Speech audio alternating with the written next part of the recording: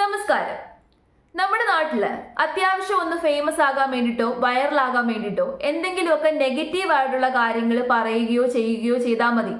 പ്രത്യേകിച്ച് സമൂഹത്തിൽ നല്ല മാന്യന്മാരായിട്ട് നിൽക്കുന്ന വ്യക്തികളെ കുറിച്ചോ ഫേമസ് ആയിട്ട് നിൽക്കുന്ന ആൾക്കാരെ കുറിച്ചോ എന്തെങ്കിലുമൊക്കെ നെഗറ്റീവ് പറയുകയോ അല്ലെങ്കിൽ അവരുടെ വീക്ക്നെസ്സുകളെ കുറിച്ചോ അവരുടെ സ്വഭാവ വൈകൃതത്തെ കുറിച്ചോ ഒക്കെ തന്നെ മീഡിയയുടെ മുമ്പിൽ വിളിച്ചു പറഞ്ഞു കഴിഞ്ഞാൽ ഉറപ്പായിട്ട് നമ്മൾ വൈറലാകും. കാരണം വലിയ ഫേമസ് ആയിട്ടുള്ള വ്യക്തിയെ കുറിച്ചാണല്ലോ പറയുന്നത്. അതുകൊണ്ട് തന്നെ എല്ലാ ആൾക്കാരും അതെടുത്ത് വെച്ച് റിയാക്ട് ചെയ്യും, ചർച്ച ചെയ്യും. അങ്ങനെ ഈ പറഞ്ഞ വ്യക്തിക്ക് ചുളുവിൽ ഒരു മീഡിയ അറ്റൻഷൻ കിട്ടും. ഇപ്പൊ അതേപോലെ മമ്മൂക്കയെ കുറിച്ച് നെഗറ്റീവായിട്ടുള്ള കുറെ സ്റ്റേറ്റ്മെന്റുകൾ അടിച്ചിറക്കിയേക്കാണ് ഫിറോസ് ഖാൻ. നെഗറ്റീവ് ആണോ എന്ന് ചോദിച്ചു കഴിഞ്ഞാൽ അത് നെഗറ്റീവായിട്ടുള്ള സ്റ്റേറ്റ്മെന്റ് തന്നെയാണ്. സത്യമാണോ എന്ന് ചോദിച്ചു കഴിഞ്ഞാൽ നമുക്ക് 100% അത് സത്യമാണോ എന്ന് പറയാൻ വേണ്ടി പറ്റത്തില്ല. അപ്പൊ ഏതായാലും ഒരു ഇന്റർവ്യൂവിലൂടെയാണ് ഫിറോസ് ഖാൻ മമ്മൂക്കയെ കുറിച്ച് ഇങ്ങനെ നെഗറ്റീവ് ആയിട്ടുള്ള കാര്യങ്ങളൊക്കെ തന്നെ പറയുന്നത്. അപ്പൊ ഏതായാലും ആ വീഡിയോ ഞാൻ ജസ്റ്റ് ഒന്ന് കാണിച്ചു തരാം. മമ്മൂക്ക ഒരു പാവം മനുഷ്യനാണ്, ആക്ച്വലി ഒരു പാവമാണ്, ഒരു 90% പാവമായിട്ടുള്ള ആളാണ്. അപ്പൊ ഇങ്ങനെ മമ്മൂക്ക പാവമാണ് എന്ന് പറഞ്ഞു തുടങ്ങിയിട്ട് മമ്മൂക്കയെ കുറിച്ച് നോൺ സ്റ്റോപ്പ് ആയിട്ട് അങ്ങ് കുറ്റം പറഞ്ഞേക്കാണ് ആളാണ്. പക്ഷേ പുള്ളിയുടെ സംഭവം എന്ന് പറയുന്നത് എനിക്ക് ഇപ്പോഴത് അംഗീകരിക്കാൻ പറ്റാത്തൊരു കാര്യം എന്ന് പറയുന്നത്, ഇപ്പോൾ സെറ്റിൽ ഒരാൾ പുള്ളിയേക്കാൾ നല്ലൊരു ഡ്രസ്സ്, ഒരു ഷർട്ട് ഇട്ടുകൊണ്ട് വരികയാണെങ്കിൽ അത് ഊരിപ്പിക്കും പുള്ളി. കാരണം ഒരു പ്രൊഡക്ഷനിലുള്ള ആരെങ്കിലും ആ ഷർട്ട് മാറ്റാൻ പുള്ളിക്ക് അങ്ങനെയൊക്കെയുള്ള കുറച്ച് ഈഗോ വർക്കൗട്ടുണ്ട്. പിന്നെ അതുപോലെ തന്നെ പുള്ളി അവിടെ വന്ന പുള്ളി ആയിരിക്കും രാജാവ്, അങ്ങനെയൊക്കെയുള്ള കുറച്ച് കാര്യങ്ങളുണ്ട്. അതിന് അടിയാളന്മാരൊക്കെ നിൽക്കുന്നവരുണ്ട്, അവർക്ക് വീണ്ടും വീണ്ടും ചാൻസ് ഉണ്ട്. ചില ആർട്ടിസ്റ്റൊക്കെ ഞാനത് കണ്ണുകൊണ്ട് കണ്ട കാര്യമാണ്. അവിടെ ആർട്ടിസ്റ്റൊക്കെ പല പടത്തിലും ചെറിയ വേഷങ്ങൾ പുള്ളി വിളിച്ച് കൊടുക്കും. നട്ടലില്ലാതെ നട്ടൽ ഉളച്ച് നിൽക്കുന്ന കുറേ ടീമുണ്ട്. ഒരു പക്ഷേ ഞാനും അങ്ങനെ നിന്നിട്ടുണ്ടെങ്കിൽ പുള്ളി രണ്ടാമത്തെ പടത്തിൽ ഞാനും ഉണ്ടായിരുന്നു. അപ്പോൾ അങ്ങനെയാണ്. പക്ഷേ നമുക്കത് പറ്റില്ല. അങ്ങനെ പിന്നെ ഞാൻ ഈ പാവം എന്ന് പറഞ്ഞെങ്കിലും പുള്ളിയുടെ പല കാര്യങ്ങളും ഗ്ലോറിഫൈ ചെയ്താണ് ആൾക്കാർ. അതായത് ഞാനൊരു ഇൻസിഡൻറ്റ് ഈ അടുത്തേക്ക് ഒരാൾ പറഞ്ഞതാണ്. അദ്ദേഹം ഒരു സിനിമാ സെറ്റിൽ അവരുടെ സ്ക്രിപ്റ്റ് റൈറ്ററോ ആ സിനിമയിൽ വളരെ വലിയൊരു ഭാഗമായി നിൽക്കുന്ന ഒരാളാണ്.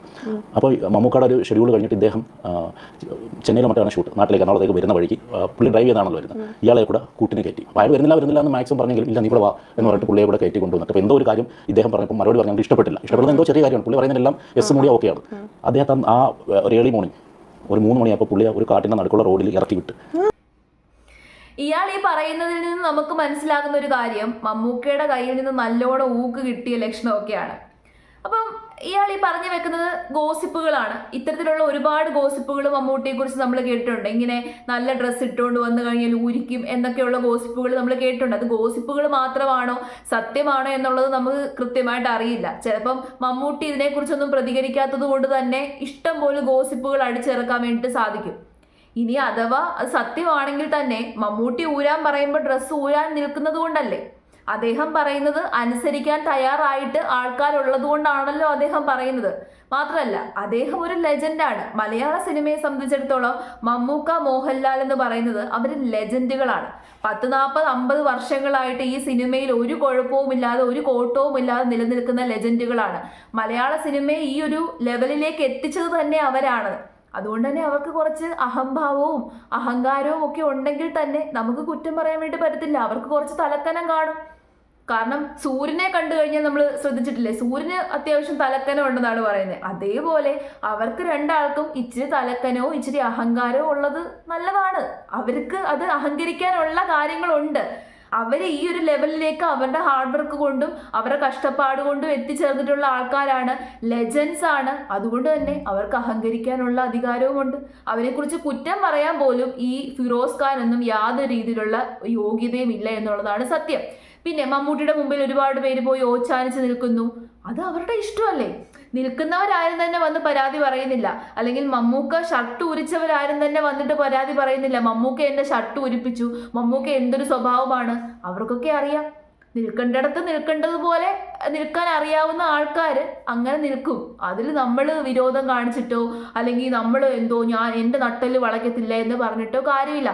പിന്നെ മമ്മൂക്ക അത്യാവശ്യം ഒരു ലെജൻഡ് ആയതുകൊണ്ട് തന്നെ അദ്ദേഹത്തിന് മുമ്പിൽ ബഹുമാനത്തോടു കൂടിയിട്ടായിരിക്കും ആൾക്കാർ അങ്ങനെ നിൽക്കുന്നത്.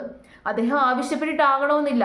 അദ്ദേഹത്തിനോടുള്ള ബഹുമാനം കൊണ്ടും സ്നേഹം കൊണ്ടും ആയിരിക്കും ആൾക്കാരിങ്ങനെ പുറം കുനിച്ച് ഓച്ചാനിച്ചൊക്കെ നിൽക്കുന്നത്. അതിനകത്ത് ഇയാൾക്ക് എന്തിൻ്റെ പ്രശ്നമാണ്? ഇയാൾ നിൽക്കുന്നില്ലെങ്കിൽ നിൽക്കണ്ട. പിന്നെ മമ്മൂട്ടി ആരാണ്ടെയൊക്കെ രാത്രിയിൽ ഇറക്കി വിട്ട് ആൾക്ക് കുഴപ്പമില്ല. പിന്നെ ഇയാൾക്കാണ് കുഴപ്പം. ഇയാളുടെ ഇപ്പോഴത്തെ പ്രശ്നം എന്താണെന്ന് ചോദിച്ചു കഴിഞ്ഞാൽ മമ്മൂട്ടിയെയും മോഹൻലാലിനെയും എല്ലാവരും ഗ്ലോറിഫൈ ചെയ്ത് കാണിക്കുന്നു. കാണിക്കാനുള്ള കാര്യങ്ങളൊക്കെ അയാൾ ചെയ്തിട്ടുണ്ട്. മലയാള സിനിമയ്ക്ക് വേണ്ടിയിട്ട്, മലയാളം ഫിലിം ഇൻഡസ്ട്രിക്ക് വേണ്ടിയിട്ട് ഒരുപാട് കാര്യങ്ങൾ നൽകിയിട്ടുള്ള ആൾക്കാരാണ്, ഒരുപാട് ഓഫർ ചെയ്തിട്ടുള്ള ആൾക്കാരാണ്.